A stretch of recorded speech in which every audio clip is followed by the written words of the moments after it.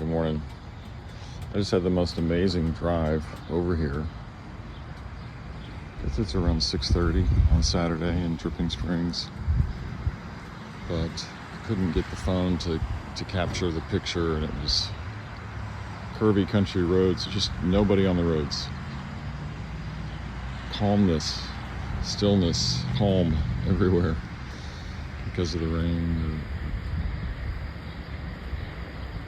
It really chills out. It's incredible. It's like everyone stays in bed. It's wonderful, including the trees and the insects and the birds. You know, just everybody's asleep. This is 290. There's not that much traffic. Yada. So anyway, rain has gone out of the forecast, which is fine, but because we got good rain overnight, we'll shower at 2:30 or something like that. And it's still in the air, thick enough to accumulate on the windshield. Use the windshield wipers on the way over here, but not yet wet standing around. It's like nothing falling. It's just lots of interaction. And yeah, so we go to a site and do some more watering.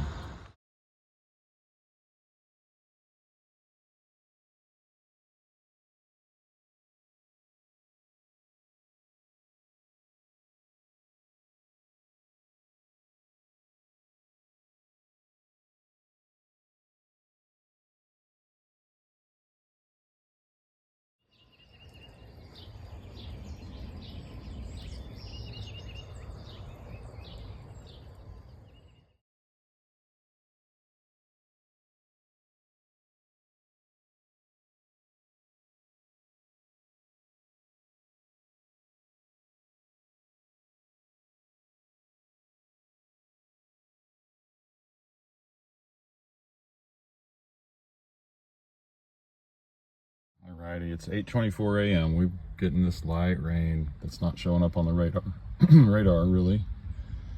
So what a joy this is. I am watering young trees today. And I know this will sound nutty, but honestly, this tree was the most expressive when I arrived of any of the trees. All the other trees, you know, are so old and so dry. And this one is a young tree springing into, you know, second grade in its lifespan. And just as soon as the water came out, it started flowing, and it's only gotten 100 of trickle, and then another probably 20 to 25 of pour and spritz and so forth. I did spread it out also. This is a fast draining bucket on a patch. I won't walk all the way over there, but this is a medium draining bucket on the base of the crown. You know, I'm doing kind of, and then of course at the trunk, that's where everything has to live. This is also on a patch, and these are fill buckets. So anyway, this young thing has been kind of remarkable compared to the old growth trees that are trying to stay alive. And this thing is just, you know, ready to fight whatever, I guess. Maybe I'm humanizing it too much, but I also feel like it's had enough water for the moment. We've got this rain in the air, and then next to it, on the other side of the old structure here, which is why I thought this place was ranched, you know, for sure, more than 100 years ago, at least 150. You know, it's about the age of that building. It's a cook and dull type thing.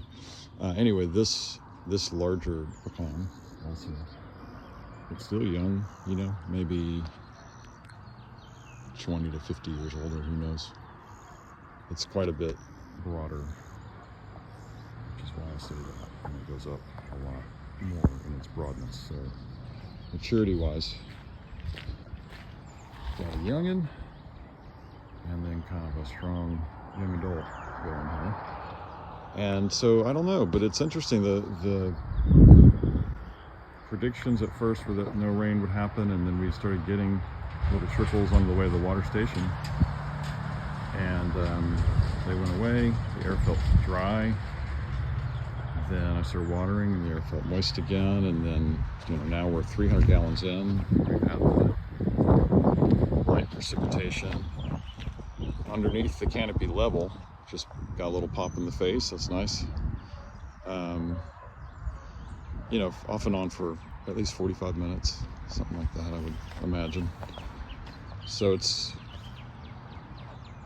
like, man, if someone could come out here and really film this, you would see the evolution, and it's patternistic amorphability. Anyway, like I say, it's a lava lamp of kind of phenomena that are taking place, but they lead to precipitation in the air. And I'll say one last thing while I'm sitting here waiting for the buckets to drain. The whole point of all of these projects and the way I'm talking about them, hopefully with the firefighting and forestry community through an email series right now, is to eliminate fire danger, eliminate fire weather, you know. And this is just moist, moist, moist. When I drove on the country road, Fitzview Road, into town to get the water today, that's the tree that's getting, the larger tree, it was so lush, you know, it was just incredible. The sanctity and the peace of all that was like some other day. I didn't see any cars for 5 miles of driving, and it was 6:15 or something in the morning. So this is so multifaceted, the benefits of the watering the trees in this restorative, rehydrative way, and you know, connects us to the deep roots, literally, of our land and our past. And I recommend getting into it like I have, and you'll see your energy go up. All right, I'll hopefully come back when the still getting dits and dats. I'll show you that. When the water in is done, I've got to wait for some. Oh, you can't see it. When the water in is done of all of the trees, I've got 200 gallons left. I'm going to continue watering the 2 that are getting it now, but I'm letting them breathe for a little bit, and I'm going to move a lot of water back over to this one. I feel like it needs more. So this has kind of worked out really well today, and just riding slow, trying to keep potential high for rain to fall today, tomorrow, one day. So we'll see. 9:18 a.m. We're in the 3rd little trace rain of the morning. I can kind of see that.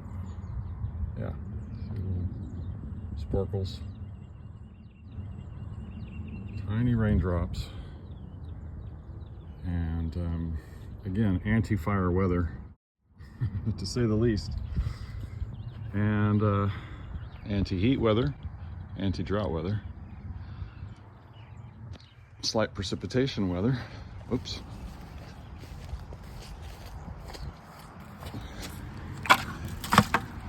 Good circulation and rain making with trees weather.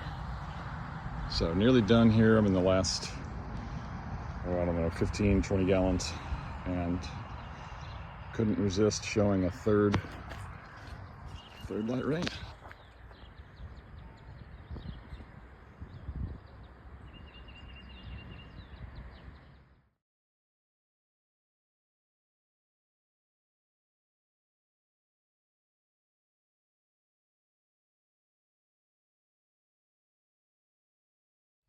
Okay, it's 9:30 a.m. and the tanks have drained.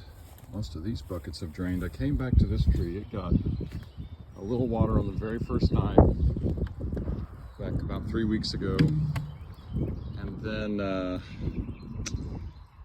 let's see, then maybe 4 to 6 days after that, and I did the buckets close to the trunk and made a little video on that, because this platform for sitting lets you show a pretty cool visual of the trickles and the speed that they should come out of the bucket. You know, very gentle, but it kind of has a ploppy effect, like a good quality raindrop. And it's about 1/4 of an inch hole, just to repeat that, in the bucket, at the rim of the bucket, but normally it goes right up against the trunk, so you get maximum absorption. And then aware of since the last time I watered this tree, which it got about this many gallons before. And I thought that would be plenty, but that's kind of foolish because this tree has a huge trunk. You know, at the base, we're talking 4.5, 5 feet. At the waist, really solidly 3 feet. Like, you know, you could hit that thing with a sledgehammer and it would be kind of laughing at you. It's a very solid tree, so it needs a lot more water probably still, as I'm thinking this through. Anyway, I moved the buckets away from the edge and a little further out so they can trickle just a little further out.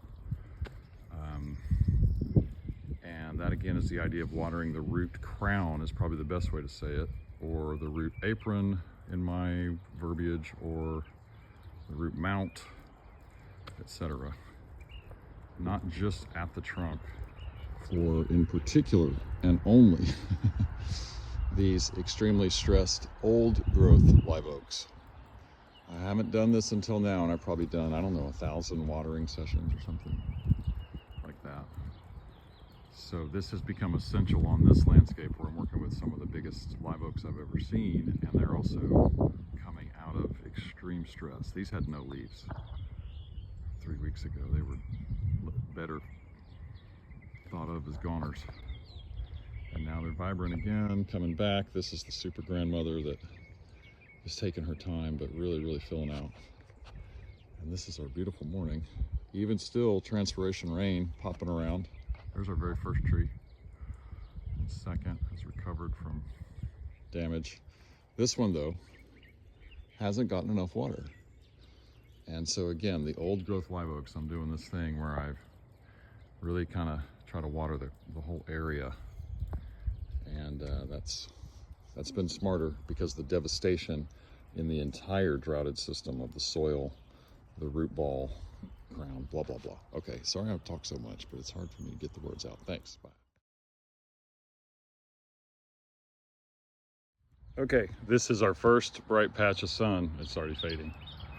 That's the opposite of what usually happens when I turn on the camera. But I just did the first of the water in techniques, which I'll explain some other day, but all the way around at the ankles, and twice around. Once without touching the bark. That's basically the explanation, and then once on the ankles. And so we have this bright spot. But the reason I turned on the camera is to talk about this building for a sec. Again, this property goes back to however old this building is. Probably like a, who knows, some sort of little storage thing, but maybe it was a residence, you know? Oh, look, there's something on here. 1908, okay. So there you go. I was off by about 50 years. But looks like they got here. There you go. There's a ranch, right? Dun, dun, dun, dun, dun, and whoever that symbol goes to. That's what this was. So some sort of little piece of the ranch business. And you know, by the way, people were so much smaller then. No, I don't know that. I'm just kidding. But anyway, it speaks to the idea that I was trying to sort out, like by watering session number 3, and here we are on 31 or so. And it's that the natural state of things is uninterrupted brush. But here, they cleared it away, now we know, about 125 years ago for ranching.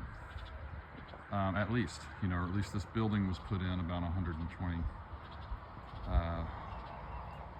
What am I trying to say? 125? I don't know how to subtract 2026 from 1908, but you get the point.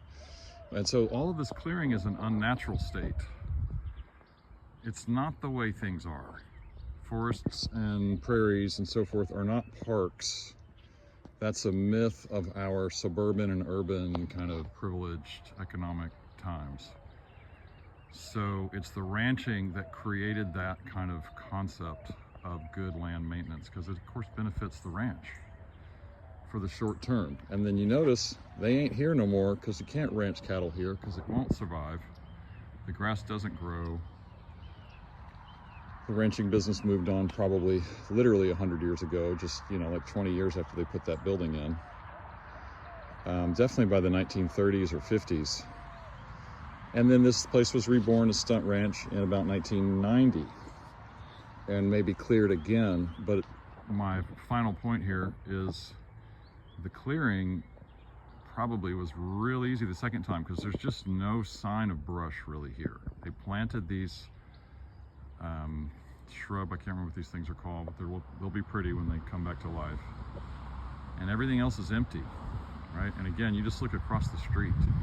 That's Fitzhugh Road, and you can't see through the fence line because it is so dense with all manner of things: cedar, pecan, live oak, shrubs, grasses, you know?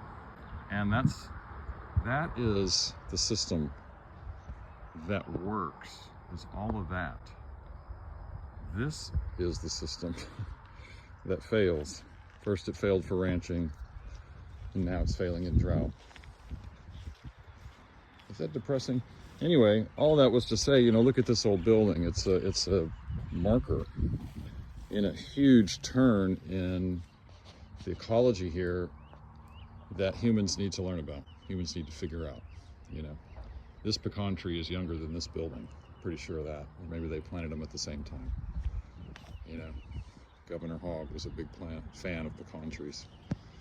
So, all right, so I'm gonna come back here tomorrow and water live oaks over here. More old growth beauties, and then we are still getting transpiration rain again. This is like number 4, just kind of coming and going all afternoon or all morning still. Hard to see, but you can see it. Just hold on for a second. See some little flickers. Yeah, there you go. See the little rain bits? Isn't that something? They're just so small, but they've been nearly constant for the probably 4 hours I've been here, working slowly through the buckets, trying not to overpower the natural system. So let us please allow things to regrow. Let us encourage the reseederization, the regrowth of the natural trees that are from here, and let us get out of drought.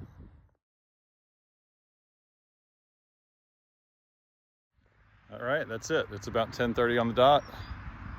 You can see we have really heavy bottom stuff. In the east, being the sunbrella, that's the north. That's a good sign also. Overhead over to the west. And then it kind of thins out. And this is the south, more or less. So, all right, we'll see what the clouds and trees decide to do. This is a really nice, warm sun. It's a morning sun. But with these kind of clouds, you know, anything's possible rain-wise. So, all right, see you later today or tomorrow, and as always, and thanks for watching.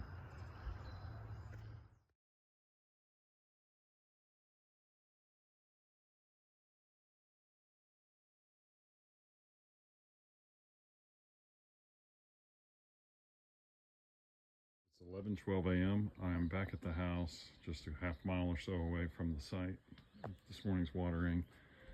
And funny thing just kind of happened. I was standing on the other side of the house in the driveway, and I heard the low wind of pecan tree circulation. That's a different one. It's so I mentioned in one of the early videos in this series that look at the transpiration out here. It's raining, by the way. That's why I turned the camera on. It's just a light rain again here, and that blew my mind.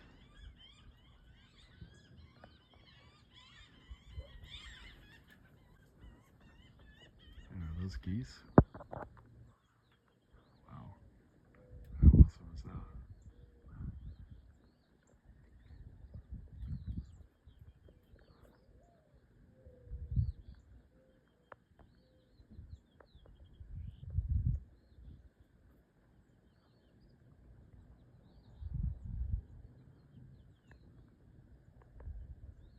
They're having having the time of their lives up there.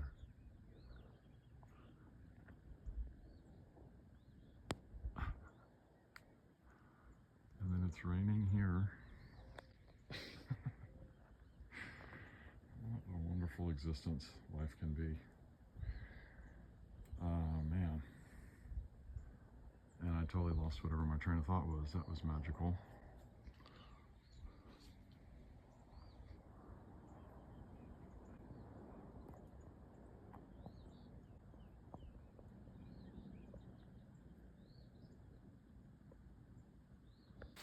All right, it's 1:26. This is officially a real rain, not just little transpiration exchanges.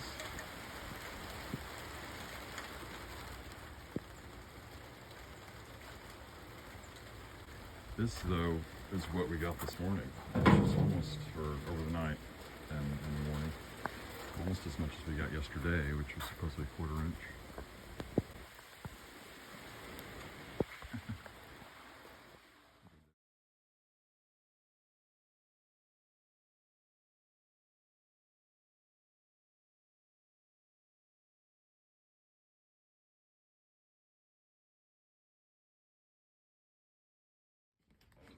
Okay, really interesting. I shouldn't have stopped. Now it's done. For a moment anyway. I was trying to figure out what was going on. My technology was showing me the wrong pictures. Incredible. Well, it still constitutes a rain, but it'll measure like a trace rain because it lasted a minute and a half, I guess. Enough to get you wet if you're outside. Smells amazing down here. New blossoms just since yesterday. I've been waiting for these cactus to take off. They're just going to be a super sunburst bouquet here in a little bit,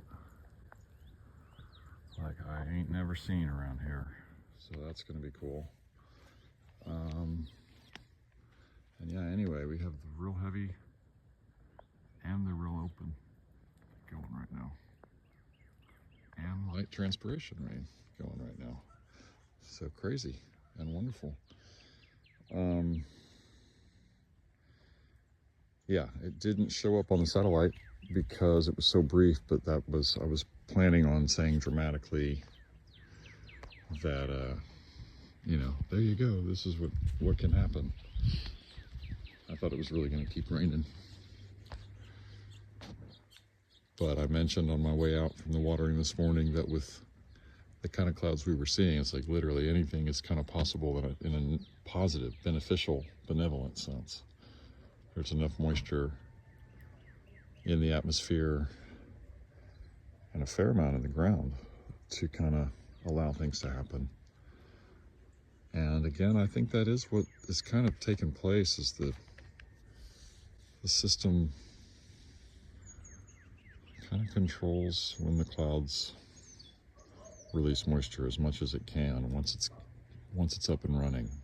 So if you look at this one, it's not fully up and running, but what's below it looks pretty great.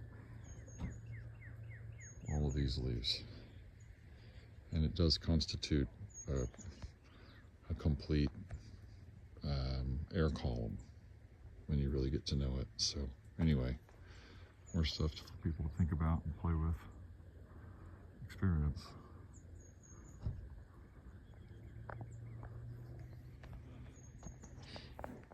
Subtle atmospheric changes from the ground up.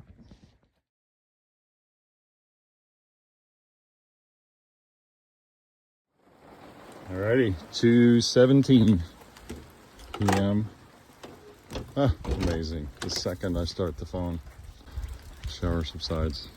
That's hilarious. But you can see it's very wet here. The wheelbarrow got put out 3 seconds ago when literally less than 30 seconds, I ran in to grab the phone out of the trailer. It's coming down pretty good. Bring my stuff in. And I got soaked, like not soaked obviously, but good rain, good water. Another shower. It's going great. It's a beautiful day. Let me show you the back. This is literally my favorite weather. from a forest advocate perspective. It makes me so happy because, number one, you see all that diffusion of light, that's moisture in the air. Very light rainfall, likely, like what we're getting or got. And then we're getting these showers, you know, every hour or something. That just really give us another good soak. I don't necessarily need to see all my underwear today. But it is out in the last year's fashions, hanging out to dry. Anyway, so just getting this deeper, slow penetration into the soil, into the plant material of leaves, bark, etc. They get blasts of sunlight every now and then. Also, it's like what I imagine a functional forest to do when there's moisture in the two areas, you know, on the ground and in the air. And the forest can kind of interact and open up the sky to give itself some solar energy, and then use that to change things around, so that it causes maybe domino effect or rain droplets to fall, or, you know, temperature to change because circulation changes suddenly. It's like there's a portfolio of activity. Who knows if it's behavior or sort of collective decision making or coincidence, but we're on a good road, that's for sure. And it seems to be because the plants have moisture, not the rain pattern that was predicted at all today, once again. So, all right, yeehaw. Onward.